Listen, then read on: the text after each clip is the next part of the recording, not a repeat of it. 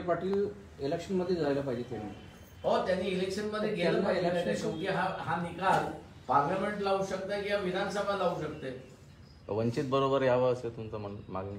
माझी मागणी काहीच नाही. त्यांनी भूमिका घ्यावी असं आमचं म्हणणं आहे. तर कोणत्याही सरकारनं आजपर्यंत मराठा आरक्षण दिलं नाही, तर नेमकं त्यांनी जावं तरी कोणासाठी सोबत? मी म्हणून तर म्हणतोय की त्यांनी स्वतःची स्पेस निर्माण केलेली आहे, एक ताकद निर्माण केलेली आहे.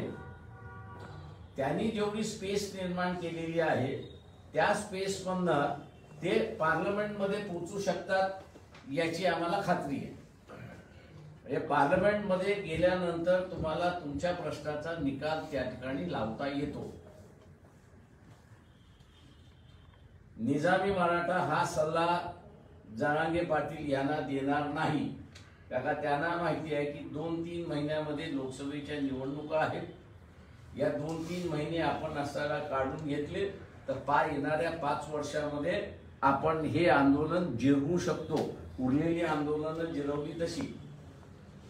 जरांगे पाटलांनी भूमिका जर स्पष्ट केली आपली, तर वंचित त्यांना साथ देणार आहे का लोकसभेत? त्यांची भूमिका तर येऊ द्या, मग त्याच्यावरती आम्ही बोलू.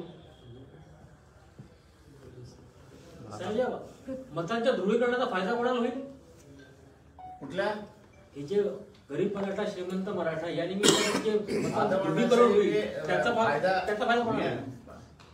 लोकसभेच्या निवडणुकीमध्ये मी फायदा तोटा कधी बघत नाही.